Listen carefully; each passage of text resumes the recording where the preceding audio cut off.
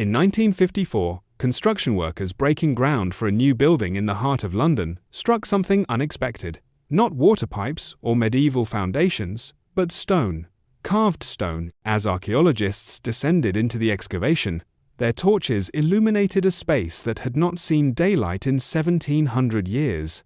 They had found a Mithraeum. The chamber was narrow, barely wide enough for two men to pass shoulder to shoulder. Stone benches lined the walls, worn smooth by the bodies of countless worshippers. At the far end, partially obscured by centuries of silt, stood a relief carved in stone. A young man in a flowing cape, driving a dagger into the neck of a bull. Above him, stars. Below him, blood. This was not the first such discovery. In Rome, beneath the baths of Caracalla, archaeologists had uncovered similar chambers in the 1930 seconds. In Ostia Antica, the ancient port of Rome, at least 15 Mithraea lay buried beneath apartment blocks and warehouses. From the Thames to the Euphrates, from the Rhine frontier to the deserts of Syria, these underground sanctuaries told the story of a religion that once rivaled Christianity itself. Yet, unlike Christianity, which would conquer the Roman world, Mithraism left no scripture, no prophets penned its theology, no councils debated its doctrine. What remains are stones and silence, fragments of a faith that burned brightly in the Roman Empire's twilight, then vanished so completely that for over a millennium, no one even remembered its name. The architecture of the Mithraea follows a precise pattern. Each temple, regardless of location, measures roughly 12 to 15 meters in length and 4 to 6 meters in width. The ceiling is vaulted, painted, or carved to represent the night sky. Natural light is forbidden. The ceremonies occurred entirely by torchlight and lamplight, creating a flickering, unstable illumination that made the carved figures seem to move. The benches could accommodate perhaps 20 to 30 initiates at most. This was not a religion of masses, but of select brotherhoods. Yet the evidence suggests these brotherhoods existed in nearly every Roman garrison, every trade hub, every administrative center from Britain to Mesopotamia. The god was everywhere, yet known only to a few. Who was this god? Where did he come from? And why did Roman soldiers, merchants, and civil servants gather in underground darkness to worship him? The trail leads east, toward the plateau of Iran, where the name first appears in ancient texts. Mithra, protector of oaths, guardian of contracts, judge of truth. In the sacred hymns of Zoroastrianism, composed perhaps as early as 1500 BCE, Mithra emerges as a solar deity associated with cosmic order and moral law. The Avesta, the holy book of Zoroastrianism, describes Mithra with epithets that would echo through millennia. He who has 10,000 eyes, the strong, sleepless watcher. He rode in a chariot pulled by white horses. He carried a silver spear and a golden sword. He punished oath-breakers and rewarded the faithful. He stood between the material world and the realm of pure spirit, a mediator between light and darkness. But the Mithra of Persia and the Mithras of Rome are not identical twins. They are, at best, distant cousins. The transformation occurred somewhere in the crucible of cultural exchange that marked the centuries following Alexander the Great's conquest of Persia in the 332nd BCE. Roman sources first mention the mysteries of Mithras in the late 1st century CE. The historian Plutarch, writing around 100 CE, notes that pirates operating in Cilicia, modern-day southern Turkey, practiced secret rites of Mithras, which are still celebrated today. By the 2nd century, Mithraic temples had appeared across the empire. What happened in between remains one of history's most intriguing puzzles. Scholars have proposed various mechanisms of transmission.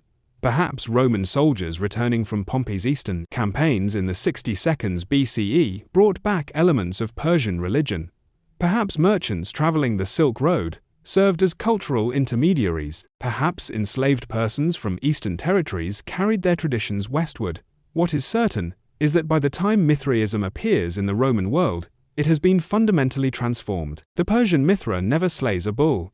That central act, the tauroctony, is a Roman invention, or at least a synthesis of elements that would have been foreign to Iranian religion. The 7 grades of initiation, the emphasis on astrology, the communal meal of bread and wine, these too appear to be innovations of the Greco-Roman world. The Belgian scholar Frans Koumont, writing in the early 20th century, argued for direct continuity between Persian and Roman Mithraism. His magisterial work, Textes et monuments figurés relatifs au mystère de Mithras, dominated scholarship for decades. But by the 1972, scholars such as Richard Gordon and Roger Beck had begun to question this narrative of simple transmission.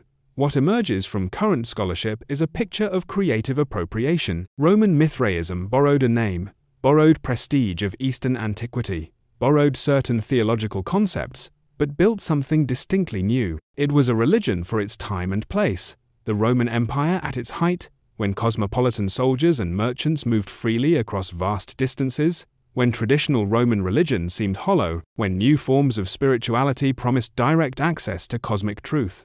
To understand why Romans embraced this reimagined Persian god, we must look at the lives they lived and the world they inhabited. Life in the Roman military was a study in contradiction. A soldier swore an oath to serve for 25 years, binding himself to an institution that would send him to the empire's farthest reaches: Britain, Dacia, Syria, Mauritania. He lived among men from a dozen provinces, speaking a dozen languages, worshipping 100 gods. Traditional Roman religion offered little comfort in such circumstances. The old gods, Jupiter, Mars, Minerva, seemed distant, more concerned with the state than with individual souls. Mystery religions, by contrast, promised personal salvation, direct experience of the divine, and brotherhood with fellow initiates. Mithraism offered all this, but with something additional that spoke directly to military culture: hierarchy. The religion was structured in 7 grades of initiation, each with its own name, ritual, and responsibilities. These grades have been preserved through inscriptions found across the empire. The lowest grade was Corax, the raven, a messenger between the human and divine realms. Above him stood Nymphus, the bride or male bride, whose exact significance remains debated. The third grade, Miles, meant soldier, an explicit military metaphor. The fourth was Leo, the lion, associated with fire and the summer solstice. The higher grades moved beyond earthly symbolism. Perses, the Persian, invoked the religion's Eastern origins. Heliodromus, the sun runner, stood just below the highest grade, and at the apex stood Pater, the father, the priest, and leader of the Mithraic community. This structure mirrored military hierarchy perfectly. A soldier understood advancement through merit, initiation through ordeal, obedience to superiors, and responsibility for those below. The Mithraeum was not just a temple, it was a brotherhood that reproduced the military chain of command in sacred space. Archaeological evidence confirms the military connection. In border regions along Hadrian's Wall in Britain, along the Rhine and Danube frontiers, Mithraea cluster near military installations. Inscriptions record dedications by centurions, tribunes, and common soldiers. In one particularly poignant example from Carobra on Hadrian's Wall, an inscription reads, "To the god Mithras, Aulus Cluentius Habitus, prefect of the first cohort of Batavians, willingly and deservedly fulfilled his vow." But Mithraism was not exclusively military. Merchants adopted it, particularly those engaged in long-distance trade. Imperial freedmen and slaves joined as well, finding in its grades a ladder of spiritual advancement, unavailable in the rigid social hierarchy of Rome. In Ostia, where the most Mithraea have been found, many dedications come from customs officials, ship captains, and warehouse managers. What united these diverse adherents was not ethnicity or class, but a shared experience of displacement and duty. They were men who had left their ancestral lands, who lived under authority, who sought meaning in service. Mithraism spoke to that experience in a language of cosmic struggle and personal transformation. Yet as this religion spread and grew, it was approaching a collision course with another faith that also promised salvation, that also preached brotherhood, that also originated in the East, Christianity. But before that confrontation, before the silence and the darkness, there was light. There were initiations in underground chambers, communal meals, and the revelation of cosmic mysteries. To understand what was lost, we must first understand what was. You step down into darkness. 27 stone steps, worn smooth by centuries of feet. The air grows cooler with each descent. Above you, the noise of the city, cartwheels on cobblestones, merchants haggling, dogs barking fades to a murmur, then to silence. At the bottom, a narrow doorway. Beyond it, the cave. But this is not a natural cave. The stone walls are dressed and fitted. The vaulted ceiling is carved to represent the night sky constellations in relief, the Milky Way suggested by a band of lighter stone. Lamps hang from bronze chains, their flames creating a shifting constellation that mirrors the eternal stars above. This architectural choice was deliberate. According to the philosopher Porphyry, writing in the 3rd century CE, the Mithraeum represented the cosmos which Mithras had created. The cave was not merely a metaphor, but a cosmogram, a symbolic representation of the universe itself. With the vault of heaven above and the fixed earth below, you take your place on one of the stone benches that line the walls. Around you sit your brothers in the mystery fellow initiates, whose faces you can barely discern in the wavering light. At the far end of the chamber, raised on a dais, stands the central icon, the tauroctony, the bull-slaying scene. The relief is carved with precise attention to detail. Mithras, always depicted as a youth with curling hair, wears a Phrygian cap, a soft conical hat that marked him as foreign, Eastern. His cape billows behind him as if caught by an invisible wind. With his left hand, he grips the bull's nostrils. With his right, he drives a dagger into its neck. The bull's eyes are wide, its mouth open in a silent bellow. Around the central figures, the scene teems with life. A dog and a snake lap at the blood flowing from the bull's wound. A scorpion attacks the bull's genitals. A raven perches nearby, observing. On either side of the scene stand 2 torchbearers, young men identical to Mithras himself. One holds his torch raised, the other lowered. This image appeared in every Mithraeum across the empire, with only minor variations. In London or Dura Europos, in Rome or Cologne, the same figures, the same postures, the same animals. The consistency suggests not artistic convention but religious requirement. This scene encoded information that initiates needed to see, to memorize, to understand. The ceremony that follows is lost to us. No text describes it. No inscription records its words. We know only fragments, pieced together from hostile Christian sources and cryptic archaeological clues. There was ritual ordeal. Initiates report being blindfolded, experiencing heat and cold, perhaps even mock death and resurrection. The early Christian writer Tertullian, no friend to pagan mysteries, describes what he viewed as demonic parodies of Christian sacraments. The devil baptizes his believers and promises remission of sins. He marks his soldiers on the forehead. He celebrates the oblation of bread and brings in an image of the resurrection.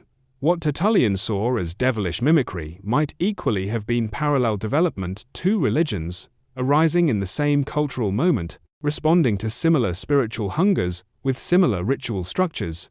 Or it might have been something else, entirely, something we can no longer fully reconstruct from the silence of stones. But if the rituals remain obscure, the theology encoded in the tauroctony has begun to yield its secrets to patient scholarship.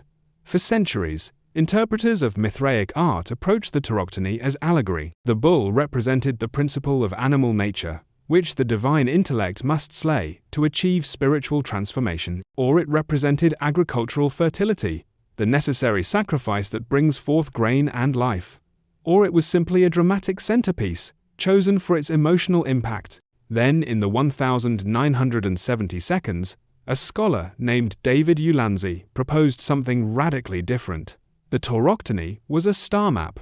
Ulansey noticed that the animals in the scene corresponded precisely to constellations along the celestial equator. The bull was Taurus, the dog was Canis Minor, the snake was Hydra, the scorpion was Scorpius, the raven was Corvus. Even the lion associated with the grade of Leo had its celestial counterpart in the constellation Leo. But why arrange these particular constellations in this particular way? Ulansey's answer drew on ancient astronomy. In the 2nd century BCE, Greek astronomers had discovered the precession of the equinoxes, the slow wobble of Earth's axis that causes the position of the stars to shift over millennia. This discovery suggested something unsettling. The cosmos was not fixed, but changing. The very heavens themselves moved according to a cycle spanning thousands of years. When Greek astronomers discovered precession, the spring equinox, the point where the sun crosses the celestial equator at the beginning of spring, occurred in the constellation Aries. But they knew it had once occurred in Taurus. The bull had been displaced. knocked from its position by cosmic forces. If Mithras represented the prime mover, the force powerful enough to shift the entire cosmic structure, then his slaying of the bull took on profound meaning. He was not destroying an animal, but demonstrating mastery over the cosmos itself. He was the god capable of moving the universe. Ulanzi's theory sparked fierce debate. Roger Beck, writing in the 1980 seconds and 1990 seconds, proposed an alternative interpretation. He argued that the tauroctony represented not the precession of the equinoxes, but the movement of the soul through the planetary spheres.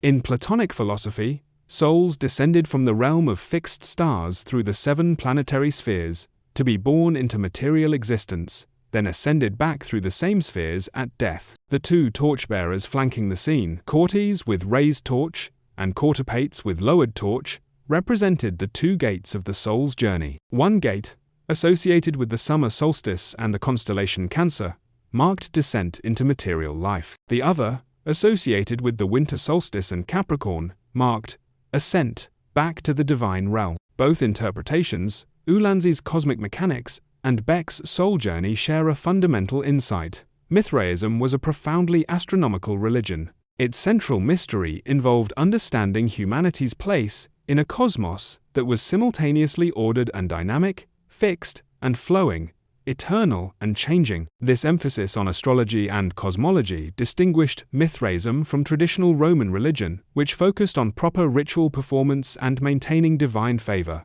The Mithraic initiate did not simply pray to the gods. He sought to understand the mechanism of the cosmos itself. The 7 grades of initiation corresponded to the 7 planetary spheres. The ritual meal enacted celestial truth. The cave was the universe, and the universe was the cave. The philosopher Celsus, writing in the late 2nd century, described a Mithraic ladder with 7 gates, each made of a different metal, corresponding to a different planet. As the soul ascended, it shed the qualities acquired during its descent through the spheres.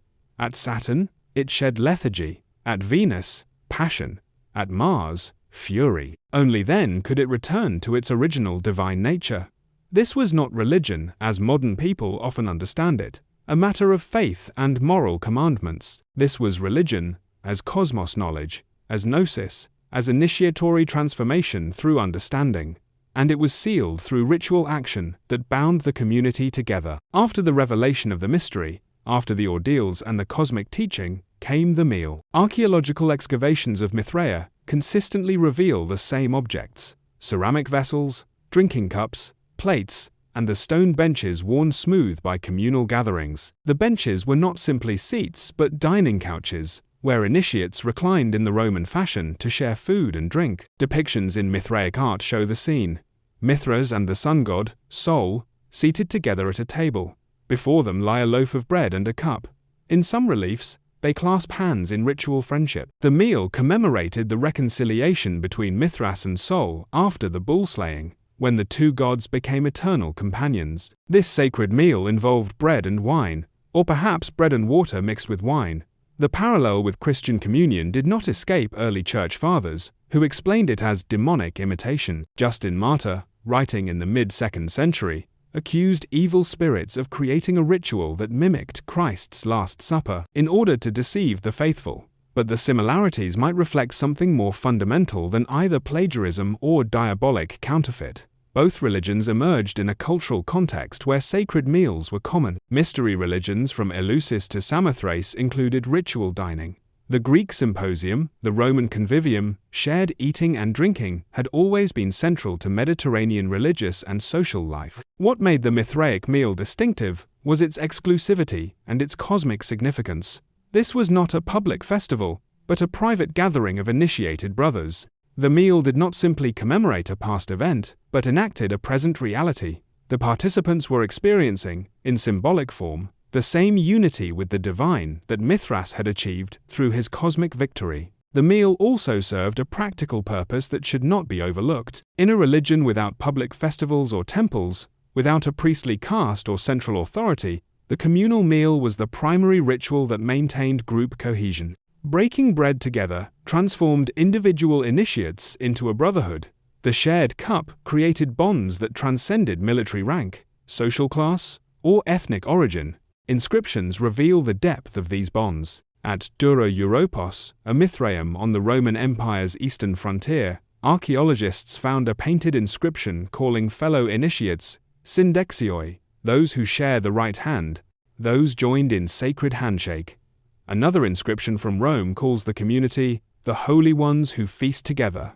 Yet, even as these communities flourished, even as new Mithraea were carved from living rock and decorated with increasingly elaborate iconography, the world around them was changing. Another religion, also based on sacred meals and cosmic salvation, was gaining strength, and unlike Mithraism, it welcomed everyone. The parallels between Mithraism and Christianity were evident even to ancient observers. Both religions emerged in roughly the same period, drawing converts from similar populations. Both promised salvation through a divine figure who mediated between humanity and the cosmos. Both used water in purification rituals. Both celebrated a sacred meal of bread and wine or bread and water. Both marked their believers with signs on the forehead. Both spoke of death and resurrection. Both prophesied a final judgment and the transformation of the world. The Church Fathers saw these similarities as evidence of demonic mockery. Tertullian wrote, "The devil, whose business it is to pervert the truth, mimics the exact circumstances of the divine sacraments in the mysteries of idols." Justin Martyr made similar accusations. The wicked demons have imitated our Christian practices and instituted them in the mysteries of Mithras. Modern scholarship rejects this explanation. Mithraism appears in the historical record at roughly the same time as Christianity, making direct borrowing unlikely in either direction. The similarities more plausibly reflect shared cultural context. Both religions arose in a Greco-Roman world saturated with mystery cults, Platonic philosophy, and Near Eastern mythology. Yet, the differences were equally profound. Christianity welcomed all, men and women, slave and free, Greek and barbarian. The Christian community met openly, in private homes at first, then in increasingly public basilicas. Christian scripture was read aloud in gatherings. Christian doctrine was debated, written down, codified. Mithraism remained resolutely exclusive. Only men could be initiated, a significant limitation in a world where women played crucial roles in religious life. The mysteries were never written down, never explained to outsiders, never opened to public view. While Christianity developed an elaborate theology debated in councils and recorded in volumes, Mithraic theology remained locked in the symbolic language of cave art and ritual gesture. The birth narratives also differed in crucial ways.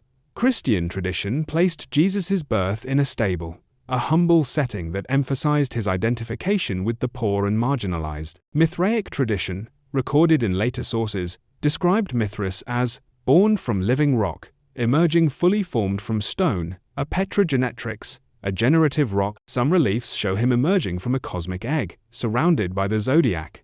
Both religions assigned special significance to Sunday, the day of the sun. But here again, the theological implications differed. For Christians, Sunday commemorated Christ's resurrection. For Mithraists, it honored the day of their god's cosmic victory and his subsequent companionship with Sol, the sun god. Perhaps most fundamentally, the two religions understood salvation differently.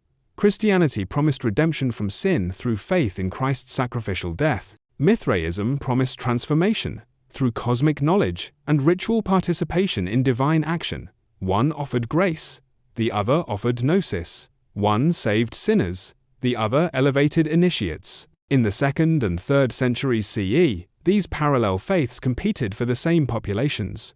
In garrison towns, merchants might choose between the Christian assembly and the Mithraic cave. Soldiers might face the question, which brotherhood, which promise, which path?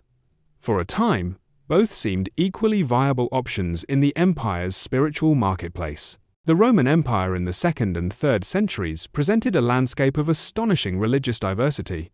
In Alexandria, devotees of Serapis built magnificent temples. In Syria, priests of Baal and Astarte maintained ancient cults. Egyptian Isis worship had spread throughout the Mediterranean. The mystery religions of Cybele and Attis, of Dionysus and Demeter, attracted passionate followings. Traditional Roman religion continued to function, but increasingly as state ritual rather than personal devotion. Emperors were deified. Temples to Rome and Augustus, dotted provincial capitals, the imperial cult provided a common religious language across diverse territories, but it offered little in the way of spiritual sustenance or salvation. Into this pluralistic environment, new monotheistic and henotheistic movements introduced a different possibility. Not many gods, but one supreme deity, or one highest god among many. Solar monotheism, the worship of an unconquered sun deity as the supreme cosmic power, gained particular traction in the 3rd century. The emperor, Aurelian, ruling from 270 to 275 CE, attempted to create a state-sponsored solar cult. He built a massive temple to Sol Invictus, the unconquered sun, in Rome, staffed it with priests, and celebrated elaborate festivals. Coins from his reign show the solar disk with the legend, Sol Dominus Imperii Romani, the sun, lord of the Roman Empire. Mithras, as a solar deity associated with cosmic order, fit comfortably within this solar theological framework. Mithraic initiates could see their god as a manifestation or agent of Sol Invictus. Indeed, many Mithraic reliefs show Mithras and Sol as companions, suggesting a close theological relationship. The Emperor Commodus, ruling from 180 to 192 CE, was reportedly initiated into the Mithraic mysteries. Historians record that he went beyond mere participation, personally participating in rituals and allegedly killing an actual fellow initiate during a ceremony, an act that horrified even his contemporaries and suggested profound misunderstanding or deliberate perversion of the mysteries. Other emperors showed varying degrees of interest in or tolerance for Mithraism. Diocletian, the great reformer who ruled from 284 to 305 CE, dedicated a temple to Mithras, calling him Foter Imperii Sui, the protector of his empire. For a moment, it might have seemed that Mithraism could become something like an official imperial religion, or at least receive special imperial favor. But Christianity was growing faster. Despite periodic persecutions, some local and sporadic, others empire-wide and systematic, the Christian community expanded relentlessly. By the early 4th century, perhaps 10% of the empire's population identified as Christian. In some cities, particularly in the East, the proportion was much higher. Christians had advantages that Mithraists lacked.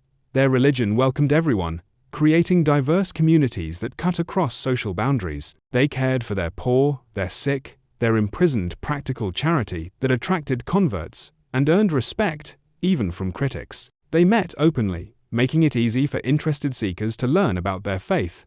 And they had scripture, a written tradition that could be copied, distributed, and studied. Mithraism, by contrast, remained locked in its caves and its secrecy. Its rituals could not be easily explained or defended. Its cosmic theology required lengthy initiation to understand. Its exclusion of women meant it could never become a household religion, never benefit from the crucial role women played in religious transmission across generations. The balance was shifting. The empire of gods was about to become the empire of one god. And when that transformation occurred, there would be no room for the mysteries of the cave. In October 312 CE, two armies met outside Rome at the Milvian Bridge. Constantine, Caesar of the western provinces, faced Maxentius, who controlled Italy and Africa. The battle would determine control of the Western Empire. According to later Christian sources, Constantine experienced a vision the night before, a cross in the sky, with the words, "In hoc signo vinces," in this sign, you will conquer. The historicity of this vision is debated, but its consequences are not. Constantine won the battle, Maxentius drowned in the Tiber. And Constantine, whether through genuine conversion or political calculation or some mixture of both, began a process that would transform the Roman Empire from a pagan state into a Christian one. The process was gradual. Constantine did not immediately ban paganism or close temples. In the early years of his reign, he maintained a careful balance, issuing coins that featured both Christian symbols and traditional Roman gods. Sol Invictus continued to appear on imperial coinage through the 322. Constantine himself retained the title Pontifex Maximus, High Priest of the Roman state religion, but the direction was clear. The Edict of Milan in 313 CE legalized Christianity and restored confiscated property to churches. Constantine funded construction of massive Christian basilicas, including the original St. Peter's in Rome and the Church of the Holy Sepulchre in Jerusalem. He exempted Christian clergy from certain taxes and public duties. He presided over the Council of Nicaea in 325 CE, where bishops from across the empire gathered to define Orthodox Christian doctrine. For traditional Roman religion, including mystery cults like Mithraism, these developments spelled doom. Imperial favor flowed to Christianity. Ambitious men converted to advance their careers. Wealthy families who might have funded Mithraic temples instead donated to churches. The social networks that sustained mystery religions began to fray as prominent members departed. More directly threatening were the early instances of Christian violence against pagan sites. In some locations, Christians destroyed temples, smashed cult statues, and defaced sacred images. These were often spontaneous acts by zealous believers rather than officially sanctioned policy, but they signaled a new reality. Pagan worship was no longer protected, and its practitioners could face mob violence. Constantine's successors accelerated the Christianization of the empire. Constantius II closed some temples and banned sacrifices. Julian, called the Apostate for his attempt to revive paganism, briefly reversed these policies during his short reign from 361 to 363 CE, but his death ended the pagan restoration. Theodosius I, ruling from 379 to 395 CE, made Christianity the official state religion and issued edicts prohibiting pagan worship. The Theodosian Code, compiled in 438 CE, makes the legal position clear. We command that all temples be immediately closed, and access to them forbidden to all, lest they afford opportunity for sinning. We wish all to abstain from sacrifices. But if anyone should commit such a crime, he shall be struck down with the avenging sword. For Mithraism, this new legal environment was catastrophic. Unlike temples to Jupiter or Venus, which stood openly and might be converted to other uses, Mithraea were underground, secret, and immediately identifiable by their distinctive architecture and iconography. They could not be repurposed into churches, they could only be destroyed or abandoned. The archaeological record preserves the moment of abandonment. In Mithraeum, after Mithraeum across the empire, evidence suggests sudden departure. Lamps still hang from their chains, vessels still sit on benches, but the initiates never returned. You return to the cave one final time. The descent is as familiar as breathing 27 steps, each one worn smooth by your feet and the feet of your brothers over years of gatherings. But tonight, something is different. The air carries a quality of finality, of ending. The lamps are gone. Someone has removed them, carried them away to safety, or hidden them from those who would destroy them. In the darkness, you can barely make out the relief of Mithras slaying the bull, the central mystery that structured your understanding of cosmos and self. Your brothers are not here, will not come. Perhaps they have converted, accepting baptism, and joining the Christian assemblies that now meet openly throughout the city. Perhaps they have simply ceased practicing, letting the old mysteries fade into private memory. Perhaps they have fled, carrying their devotion to frontier regions, where imperial edicts arrive late and are enforced weekly. You do not know if you will return. The new laws are clear. Participation in pagan rites is forbidden. The penalty is severe, and even without legal threat, the social pressure is immense. To be pagan is to be archaic, suspect, possibly seditious. The future belongs to the Christians. You climb the stairs. Behind you, the darkness is complete. This scene, imagined but archaeologically grounded, captures what happened across the Roman Empire in the late 4th and early 5th centuries. Mithraea were abandoned, sometimes peacefully, sometimes violently. In some locations, Christians took deliberate action to desecrate the sites. At the Mithraeum of Carabur on Hadrian's Wall, archaeologists found evidence of intentional destruction. Altars toppled, reliefs smashed, sculptures decapitated. In Rome, the Mithraeum beneath the Church of San Clemente shows signs of deliberate filling in during the late 4th century. The sacred space was buried under tons of rubble and earth, sealed off from access. Above it, Christians built a basilica. The god of the cave gave way to the god of the cross. Some Mithraea suffered more dramatic fates. At Pons Saravi in Germany, archaeologists found evidence of a fire that consumed the Mithraeum in the late 4th century. Whether accident or arson, the effect was the same. The wooden furnishings burned, the painted walls were scorched, and the site was never rebuilt. Yet not all abandonment was violent. Some Mithraea show signs of careful, orderly closure. Valuable items were removed. Entrances were sealed. It is possible to imagine communities making a conscious decision to end their practice, to transition to Christianity, while preserving some memory of their earlier devotion. The speed of Mithraism's disappearance is remarkable. In the early 4th century, Mithraea was still being built and maintained across the empire. By the mid-5th century, the religion had effectively vanished. Unlike some pagan practices that survived in Christian disguise or rural persistence, Mithraism left almost no trace in the post-Constantine world. Part of the explanation lies in Mithraism's very nature. A religion based on secret initiation cannot easily go underground when forced from public practice. Its rituals required specific architecture, the cave-like Mithraeum, the cult reliefs, the ritual furnishings. These could not be improvised in private homes or adapted to new circumstances. When the Mithraea closed, the religion died. The human cost of this transition is harder to measure, but no less real. For men who had found meaning in the mysteries, who had been initiated through difficult ordeals, who had advanced through the 7 grades and achieved brotherhood with fellow devotees, the loss must have been profound. Their cosmic knowledge, carefully acquired over years, had no venue for expression. Their community dissolved. Their God fell silent. The disappearance of Mithraism did not mean the complete erasure of its symbols and ideas.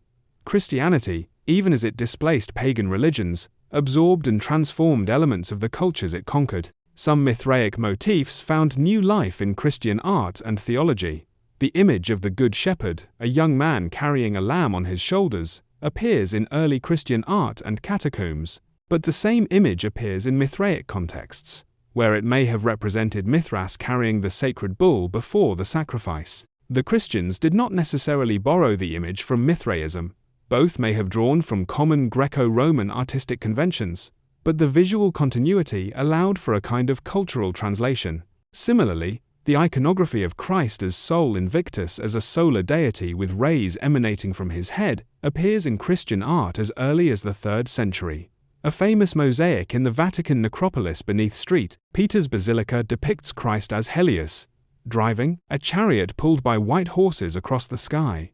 This imagery would have been entirely familiar to devotees of Mithras, for whom solar symbolism was central. The halo, that ring of light surrounding the heads of saints in Christian art, may have roots in the radiate crowns worn by sun gods in pagan imagery. Whether directly derived from Mithraic art, or from the broader solar cults of late antiquity, the halo represents a persistence of light symbolism across the pagan-Christian transition. The celebration of Christ's birth on December 25 coincided with pre-existing festivals of solar deities.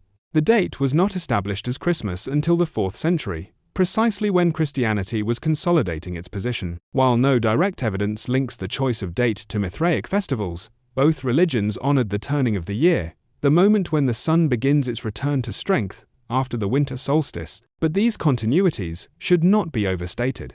Christianity was not simply Mithraism under a new name.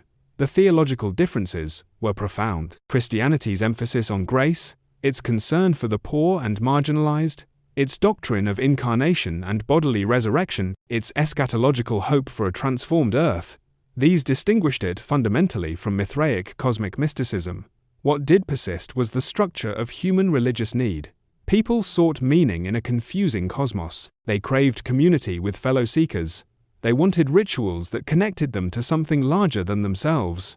They needed hope that their suffering and striving had purpose. Mithraism had offered one set of answers to these needs. Christianity offered another.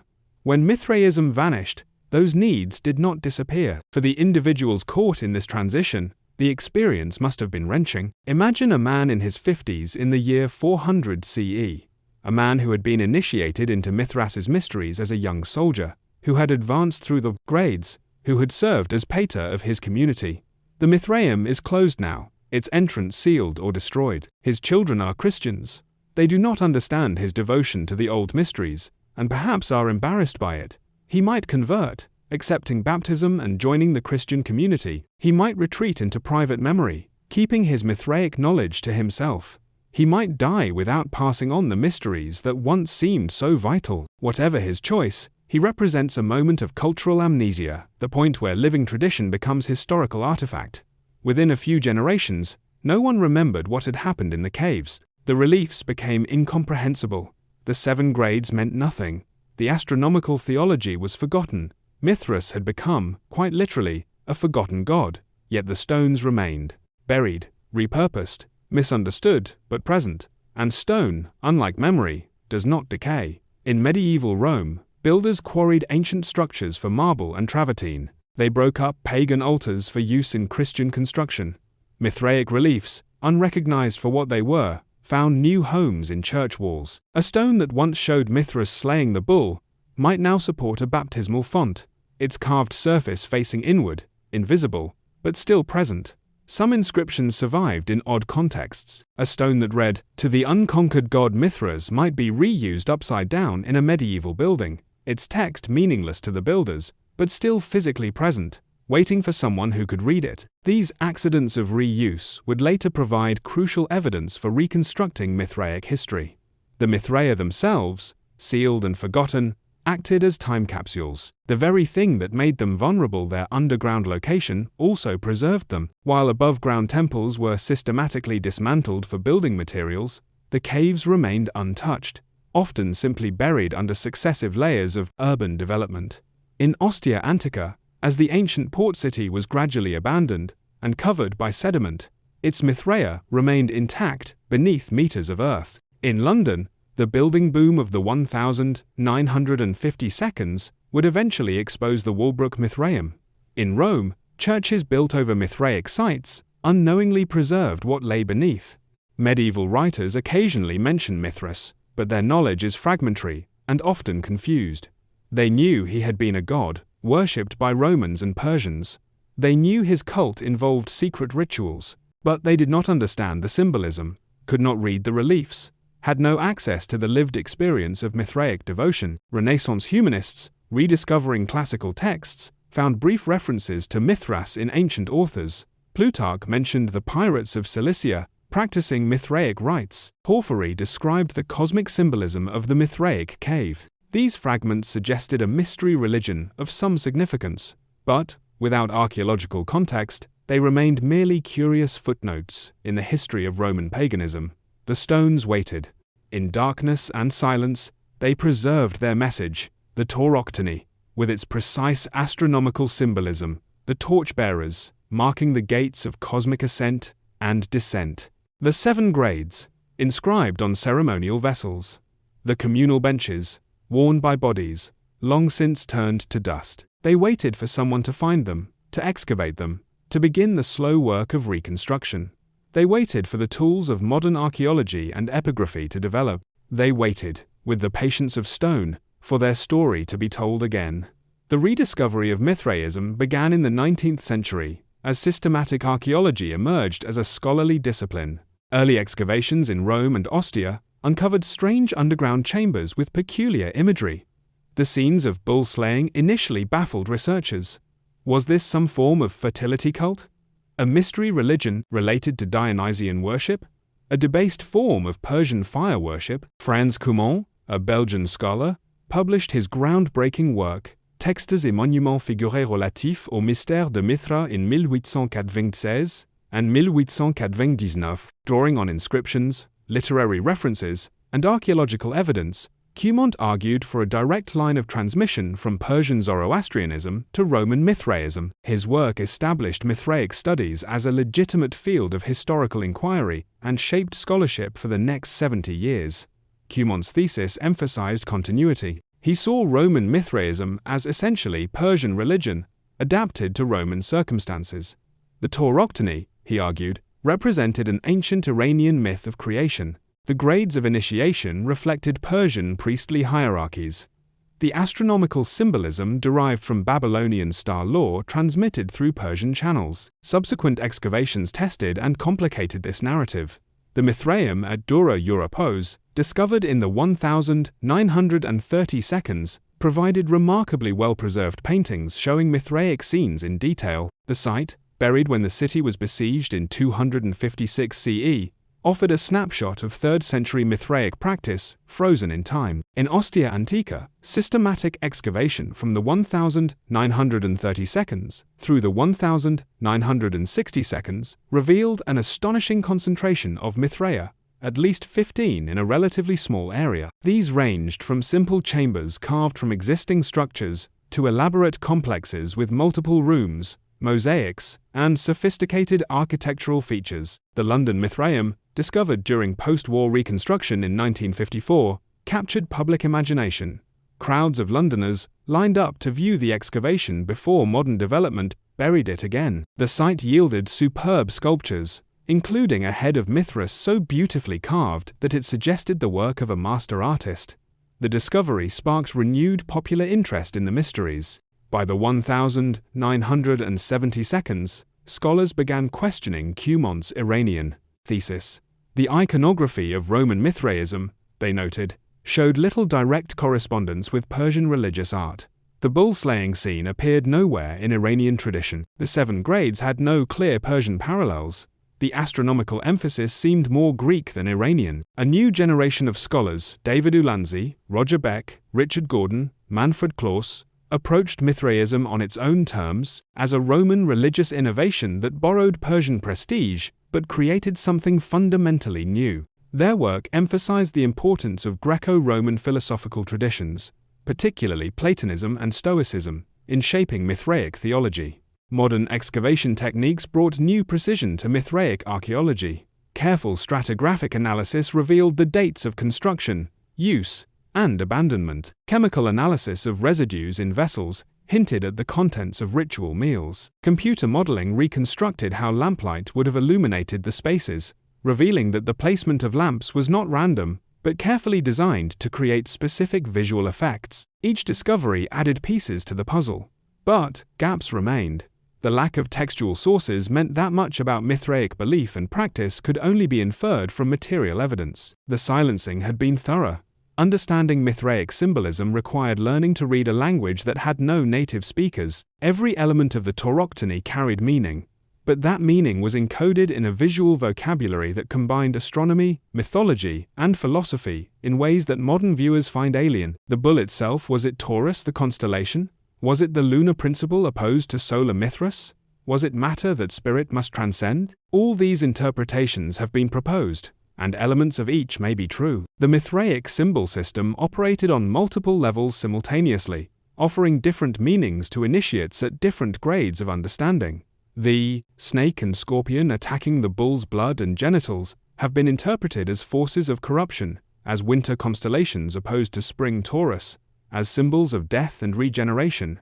The dog lapping blood has been seen as loyal companion, as constellation Canis Minor, as the devouring force of time. David Ulansey's astronomical interpretation provided a breakthrough by identifying these animals with specific constellations arranged along the celestial equator at the moment when precession shifted the spring equinox from Taurus to Aries.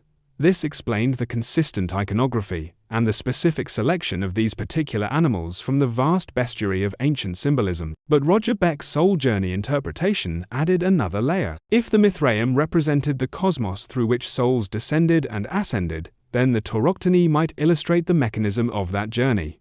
The bull could represent the soul's entry into material existence. Its death could symbolize the soul's liberation and return to divine origins.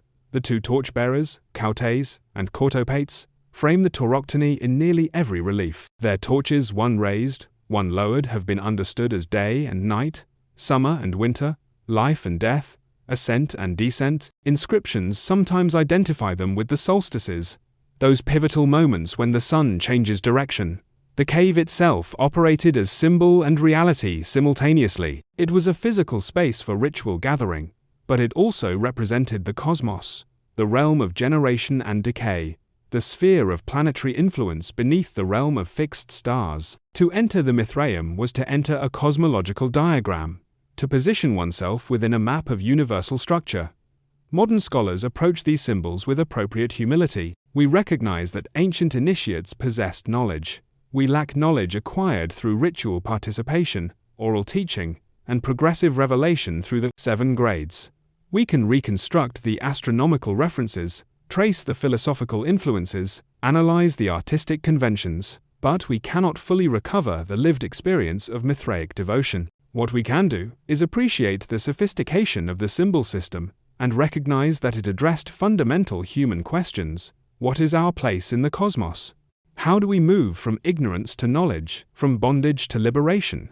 How do we create meaningful community in a vast and often hostile world? The rediscovery of Mithraism sparked fascination beyond academic circles. Mystery religions have always attracted popular imagination, and the combination of secrecy, ancient wisdom, and dramatic imagery proved irresistible to various movements seeking esoteric traditions. Freemasonry, with its own grades of initiation and emphasis on brotherhood, saw parallels with Mithraism. Some Masonic writers in the 19th and early 20th centuries claimed direct descent from Mithraic mysteries, imagining an unbroken chain of secret transmission. These claims had no historical foundation. Mithraism died in the 5th century, and Freemasonry emerged in early modern Europe, but they spoke to a desire to root modern fraternalism in ancient precedent. Esoteric movements of the late 19th and early 20th centuries similarly appropriated Mithraic symbolism. Theosophy, the Hermetic Order of the Golden Dawn, and various occult groups drew on Mithraic imagery, often mixing it freely with elements from Egyptian, Gnostic, and Eastern traditions. These synthetic systems bore little resemblance to historical Mithraism, but demonstrated the enduring appeal of mystery religion. Carl Jung, the psychologist who developed theories of archetypes and the collective unconscious, saw Mithraism as expressing universal psychological patterns. The bull slaying represented the ego's triumph over animal instinct. The cave symbolized the unconscious. The grades of initiation marked stages of psychological development.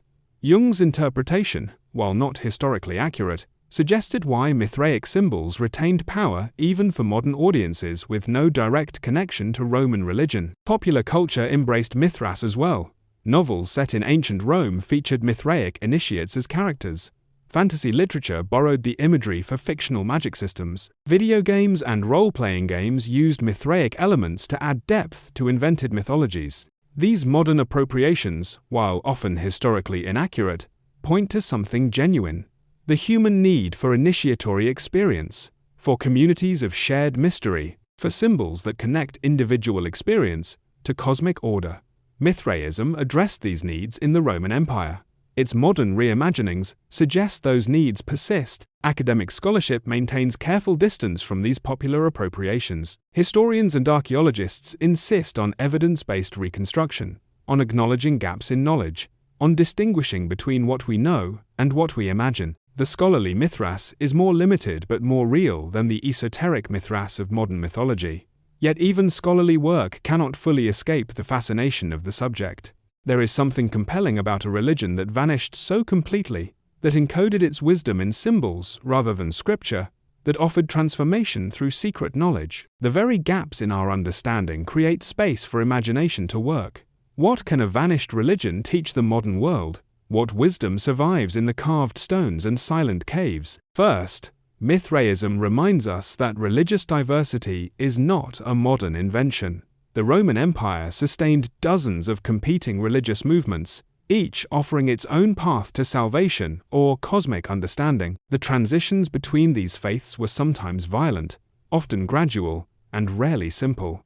The victory of Christianity over paganism, including Mithraism, was not inevitable, but contingent on specific historical circumstances. Second, Mithraism demonstrates the power and limitations of secrecy.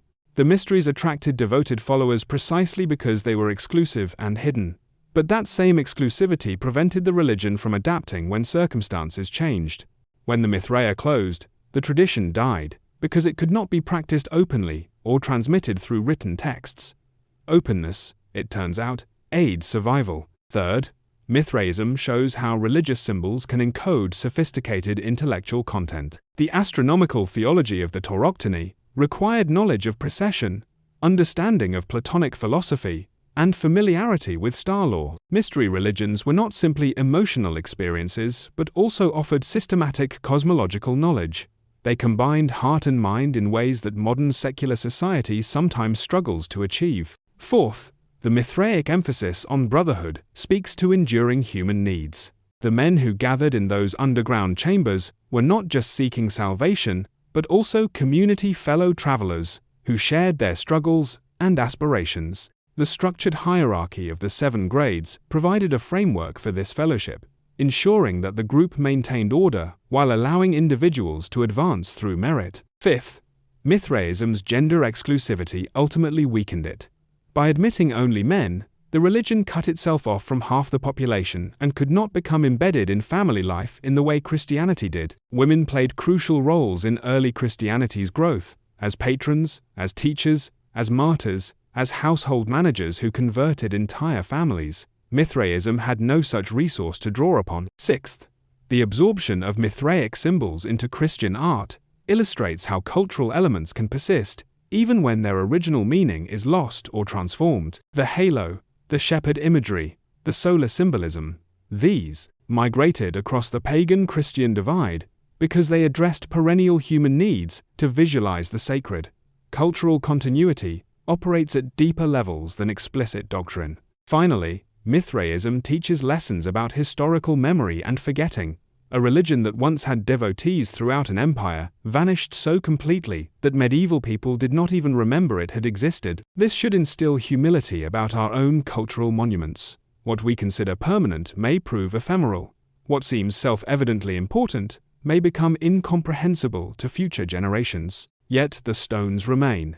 And as long as they remain, the possibility of understanding, however partial, persists. Walk into a European cathedral and look carefully at the imagery. Among the Christian saints and biblical scenes, you may find echoes of older symbolism. A medallion showing Christ as sun god, radiate and triumphant. A carving of the Good Shepherd that could equally well be Orpheus or Mithras. A ceiling vault painted with stars in the pattern of ancient cosmology. These are not accidents, but continuities. When Christianity displaced paganism, it did not erase the artistic vocabulary of the ancient world. Artists trained in classical traditions continued to use familiar forms, now redirected toward Christian purposes. A Christian convert who had once been a Mithraic initiate brought his visual memory with him. The halo, that circle of light surrounding holy heads, may derive from the radiate crowns worn by sun gods in Roman art. Mithras is frequently shown with rays emanating from his head, marking him as a solar deity. When Christians began depicting Christ with similar nimbus, they were translating divine radiance into a visual language their audience would understand. The image of Christ treading on a serpent echoes older iconography of gods conquering chaos. Mithras, in some reliefs, stands atop the cosmic sphere, mastering the powers of disorder. The visual, parallel divine figure, serpent beneath foot, gesture of triumph, communicates across theological boundaries. Even language preserved traces. December 25, chosen as Christmas in the 4th century, coincided with the festival of Sol Invictus. While scholars debate whether the date selection was intentional appropriation or coincidence, the result was the same. A Christian feast occurred at the moment when the sun, having reached its lowest point, begins its triumphant return. Light conquers darkness. The symbolism worked for pagans and Christians alike. Sunday dies. Solus, day of the sun, became the Christian Sabbath, replacing the Jewish Saturday. This was not Mithraic influence but reflected the broader importance of solar symbolism in late antique religion. Both Mithraists and Christians honored the first day of the week as the day of light, though they understood that light in different theological frameworks. The persistence of symbols reveals something important about how religions change. They rarely involve clean breaks or complete erasures. Instead, they feature complex processes of translation, where old forms receive new meanings, where familiar images are redirected toward new purposes, where continuity and transformation occur simultaneously. This process was not unique to Christianity's replacement of paganism. When Christianity itself later encountered new cultures, similar patterns emerged. Celtic symbolism blended with Christian iconography in Ireland. African artistic traditions shaped Christianity in Ethiopia. Indigenous American forms influenced Latin American Catholicism. The religion that had once absorbed Mithraic symbols proved adept at absorbing others as well. The symbols persist because they address something fundamental in human psychology: light and darkness, ascent and descent, death and rebirth, isolation and community. These binaries structure human experience across cultures and millennia. The specific theological frameworks change, but the underlying concerns remain. You descend once more into darkness, but this time, you are not an initiate, but a visitor. The Mithraeum has been excavated, stabilized, opened to public view. Electric lights illuminate the space that once knew only the flicker of oil lamps. A placard explains the tauroctony. A guide speaks of grades and rituals in the certain tones of archaeological authority. And yet, standing in this space, something of the original power remains. The cave still evokes the cosmos. The carved relief still commands attention. The stone benches still suggest fellowship among those who sat there nearly 2,000 years ago. We know more about Mithraism now than anyone has known since the 5th century. Scholars have reconstructed the iconography, traced the spread of the cult, analyzed the social composition of initiates. Archaeological science has dated the Mithraea, identified the pigments on painted walls, determined what foods were eaten at ritual meals. Yet we still do not know what it felt like to be initiated, to progress through the grades, to experience whatever transformation the mysteries promised. We cannot hear the chants or prayers, if there were any. We do not know the specific ritual actions that accompanied the cosmic drama depicted on the walls. The experiential core of Mithraism remains, and will remain, beyond our reach. Perhaps that is as it should be. Some things, once lost, cannot be fully recovered. The silence that surrounds Mithraism is not merely an obstacle to scholarship, but also a reminder of contingency. Civilizations rise and fall, religions flourish and fade. What seems eternal in one century becomes incomprehensible in the next. The Roman initiates, who last ascended these steps in the 4th century, did not know they were the final practitioners. They did not know that within a generation, no one would remember the mysteries they held sacred. They believed their tradition would endure, that the cosmic knowledge they possessed would continue to be transmitted, that their spiritual descendants would still gather in caves to commemorate the bull slaying and share the sacred meal. They were wrong. Time swept away their expectations as thoroughly as it filled their temples with earth. But something survived. The stones survived. The images survived. And most importantly, the human concerns that Mithraism addressed survived, because they are perennial. We still seek meaning in a cosmos that often seems indifferent. We still crave community with fellow seekers. We still want rituals that connect our small lives to larger patterns. We still need to believe that our struggles serve some purpose beyond mere survival. Different ages answer these needs differently. The Mithraic answer, secret brotherhoods, astronomical theology, graduated initiation, spoke powerfully to soldiers and merchants in the Roman Empire. It does not speak the same way to us. We have different assumptions, different cultural contexts, different spiritual vocabularies. Yet we can recognize in Mithraism something of our own searching. When we stand in a Mithraeum, when we study the relief of the bull slaying, when we try to imagine what those underground gatherings meant to their participants, we are acknowledging our kinship with people who lived 2 millennia ago. They too wondered about the cosmos. They too sought transcendence. They too carved their hopes in stone. Every forgotten god was once a human hope, carved in stone. The light that burned in these caves has been extinguished for 1700 years. The initiates are dust, the rituals are lost. The cosmic knowledge, so carefully encoded in symbol and myth, has dissolved into historical speculation. But the human impulse that created Mithraism, the impulse to seek, to quest, to look beyond the immediate and material, toward something larger and more meaningful, that impulse has not died. It cannot die, because it is fundamental to what makes us human. You climb the stairs. Behind you, the cave falls silent once more. Above, the city continues its ceaseless activity, unaware of the buried chambers beneath its streets. Most people will never descend those steps, never stand in that space, never contemplate what was lost. But you have descended, you have seen, and in seeing, you have participated, however briefly, in a chain of remembering that stretches back across centuries of forgetting. The hidden sun remains hidden. But we know it is there. We know that people once gathered in darkness to honor it. We know they found meaning in that gathering, transformation in that honoring, and knowing this, we carry a small light forward into whatever darkness awaits.